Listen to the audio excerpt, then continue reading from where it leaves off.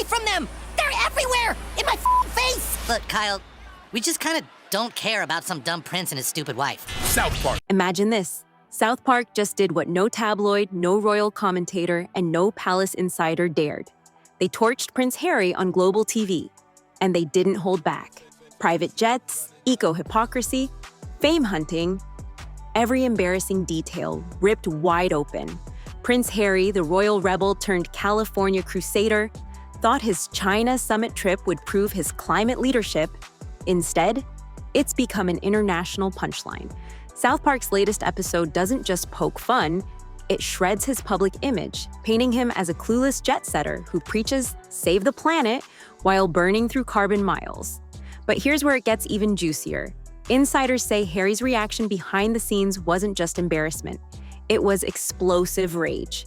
And wait till you hear how Meghan fits into this, with one savage on-screen jab that had fans screaming.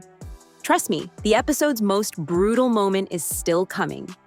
And you won't believe who else is laughing. You're watching Chatter Fuse.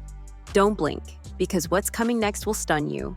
Smash that like button, drop your thoughts in the comments, and subscribe for the full, no-holds-barred breakdown. Let's dive in. And if you thought just Harry's rage was the headline, oh, you're not ready for how far this went. The South Park episode, bluntly titled Jet Race for Spotlight, didn't bother with subtle jabs. It slammed straight into Harry's green warrior image. Cartoon Harry stepping off roaring jets, spouting buzzwords like eco-leadership and global cooperation, all while photographers flash and clueless fans cheer. It wasn't a soft roast, it was a brutal takedown. But here's where the real firestorm began. The internet. Within hours of the episode dropping, hashtags like #FameChaserHarry and #SouthParkSavage were trending across Twitter and TikTok.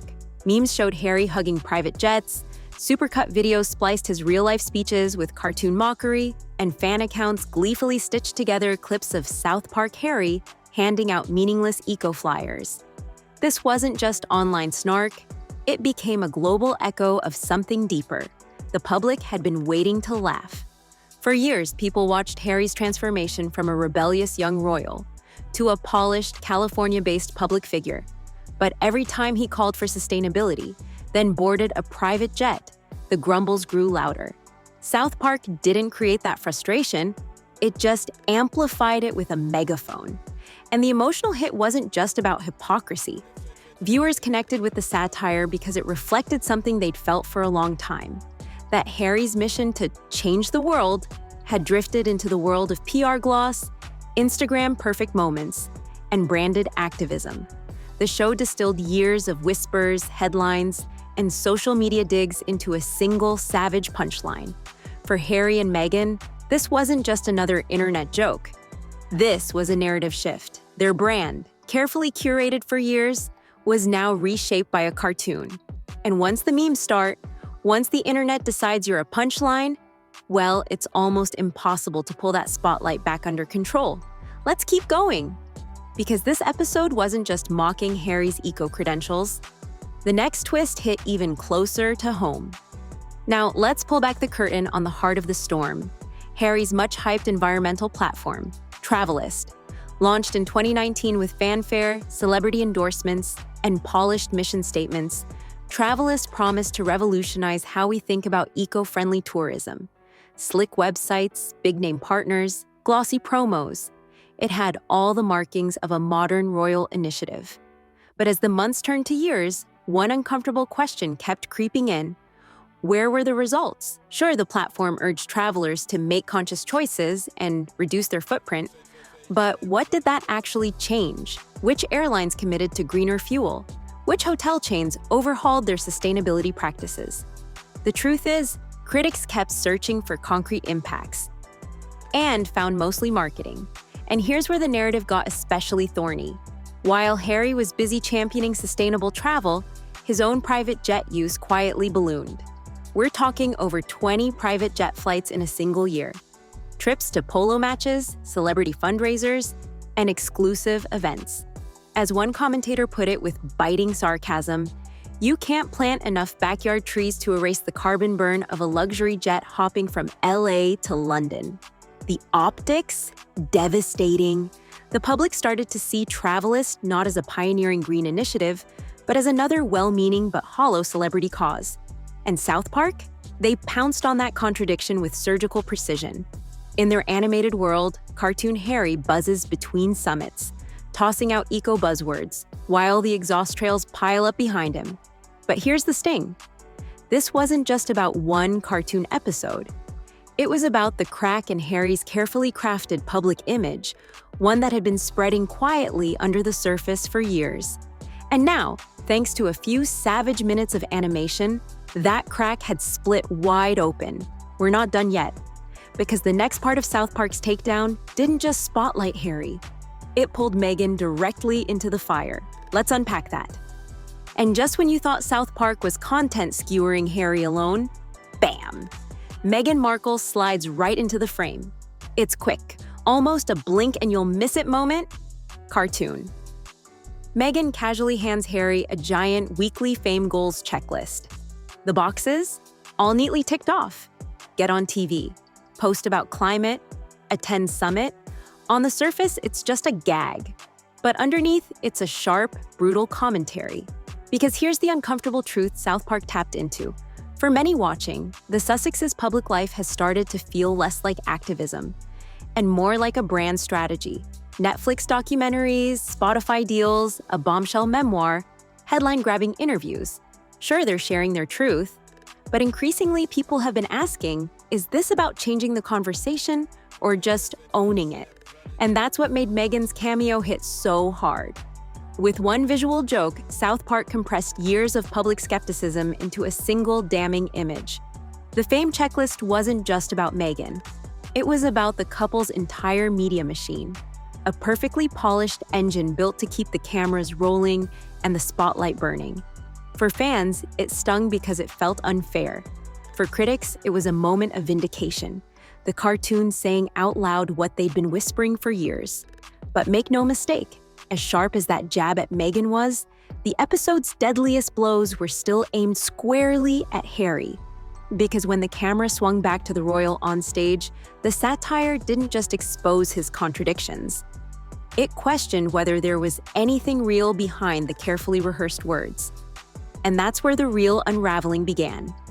Here's where South Park didn't just mock. It sliced straight through the glossy surface. In the real world, Harry's speech at the Envision 2025 summit was everything you'd expect from a modern royal-turned-activist. Smooth delivery, inspiring phrases, polished sound bites about climate leadership, global resilience, and collaborative change. On paper, it sounded impressive. On stage, it looked impressive. But scratch just below the surface, and a different picture emerged. Because while Harry talked about the urgency of climate action, where were the specifics? Where were the measurable goals, the partnerships with policymakers, the timeline for change? Critics on both sides of the Atlantic had been circling this question for years, whispering that Harry's leadership sometimes felt more like a perfectly lit photo shoot than a movement with teeth. And South Park? They didn't have to invent anything. They just held up a mirror. Animated Harry, standing awkwardly at a cartoon podium, tosses out vague, recycled lines like, "Let's go green for the future of something." The audience, cartoon versions of world leaders and summit attendees, blink, yawn, check their phones. And viewers at home? They laugh. Because deep down, they recognize the truth beneath the punchline. This wasn't leadership backed by power or strategy. It was leadership wrapped in PR. And once South Park aired it out for the world to see, Harry's carefully cultivated global voice didn't just sound hollow, it echoed. But the fallout didn't end there, because the person feeling the heat most wasn't just the cartoon figure on the screen. It was the real Prince Harry, watching his credibility crumble under the weight of his own contradictions. And behind the palace walls, that fallout was sending shockwaves. If you thought Harry would shrug this off with a royal smirk, think again. According to multiple insiders, the South Park episode didn't just sting, it set him off. Reports say Harry was incandescent with rage, pacing behind closed doors, furious that his activism, his credibility, his very integrity had been turned into a global punchline. But here's the brutal reality of modern fame.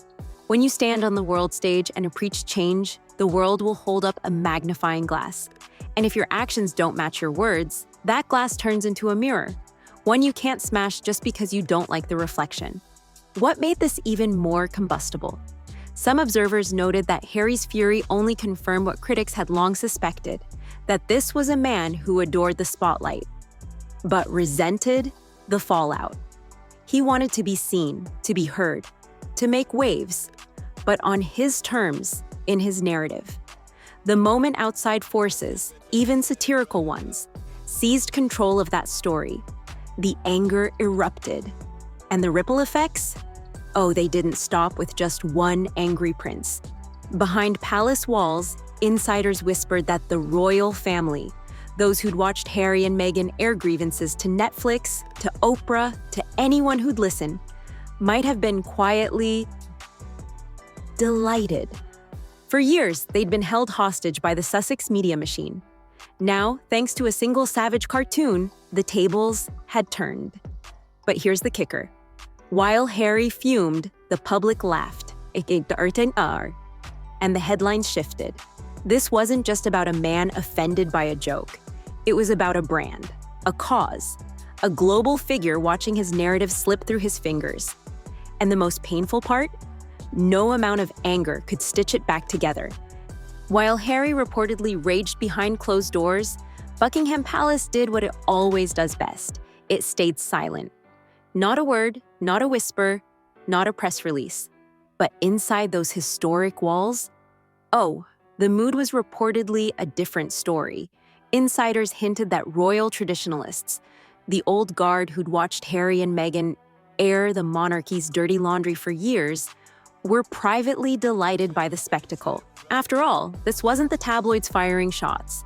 It wasn't some disgruntled palace aide leaking gossip. This was pop culture itself turning on the Sussexes, and doing it in a way the palace never could. For years, Harry and Meghan controlled the headlines. Netflix specials painting them as victims, blockbuster interviews delivering bombshell accusations, podcasts shaping their story for global audiences. But now, South Park, a scrappy, irreverent, animated series, had flipped the script. It voiced what the royals, bound by centuries of never complain, never explain, couldn't say out loud. The growing tension between Harry's lofty ambitions and the contradictions that trailed behind him. And here's where it cuts deeper. This wasn't just about laughing at a cartoon. As the public snickered and memes spread across social media, something more profound was happening. The Harry and Meghan narrative, once carefully crafted, tightly controlled, was slipping out of their hands.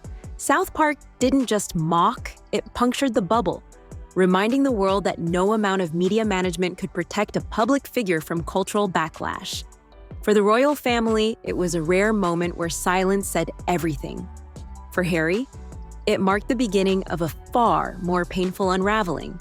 Because once the public starts laughing at you, regaining control is no small task. And the cracks in his public image were only getting wider. If you're wondering how we got here, to a cartoon savaging a prince and a public chuckling at his expense, you have to rewind, not to a single moment, but to a long, slow slide. Harry's fall from grace wasn't some sudden collapse. It's been unfolding in plain sight for years, one carefully crafted headline at a time. His memoir, Spare, promised raw vulnerability, a window into the soul of a wounded man. But instead, it alienated family, bruised public sympathy, and left even loyal fans questioning. Was this healing or score settling? Then came the Netflix mega deals, the docuseries, the interviews. These were supposed to be the Sussexes' triumph, a way to reclaim their narrative and show the world the real Harry and Meghan. But for many, they landed like overproduced PR pieces, all sleek camera angles and tightly managed sound bites, with little of the authentic, hard-hitting substance people were hoping for. And Harry's global appearances? On paper, they positioned him as a modern leader, a voice for climate action, mental health, social change. But again, the follow-through often fizzled. Grand speeches with vague promises, bold statements without measurable impact. Over time, even supporters began to notice a pattern. That's why South Park didn't have to make anything up. All they did was distill years of public frustration into a few savage, hilarious minutes. And here's the kicker. Harry's response, or rather his silence, spoke louder than any official statement. Because in the court of public opinion, silence can feel like surrender. The man who once symbolized royal rebellion, who dared to break away and redefine his future, now teeters on the edge of becoming a cautionary tale, a figure swallowed by the very spotlight he worked so hard to command. And the world? It's no longer watching with admiration. It's watching, sharply, skeptically, waiting to see if there's anything left beneath the surface shine. So here's where we land, Chatter Fuse fam. And it's not an easy landing. Was South Park's takedown of Prince Harry just a ruthless exaggeration meant to score laughs? Or was it, uncomfortably, the cultural mirror we all needed? A reflection of a public figure caught between noble intentions and the messy realities of global fame. Has Harry's relentless push to stay relevant, through memoirs, streaming deals, summits, and speeches, actually undermined the causes he claims to champion? Or is he perhaps a misunderstood reformer trapped inside the very fame machine he once tried to escape? This isn't just about one cartoon episode, it's about a bigger shift. Because one thing is undeniable, the world is no longer looking at Harry with soft-eyed admiration. They're watching with sharp scrutiny, dissecting every move, every message, every contradiction. And in today's culture, where satire can cut deeper than scandal, sometimes the truths we laugh at first are the ones we carry with us the longest. Now, we want your take. Do you think Prince Harry's public reckoning is deserved? Or has the world been too harsh on someone still figuring himself out? Drop your thoughts in the comments below. We're watching. And hey, if you want more sharp, bold takes on celebrity drama, royal missteps, and media moments that define our headlines, don't forget to like, subscribe, and hit that notification bell. You're watching Chatter Fuse, where no spotlight is safe and no story goes untold.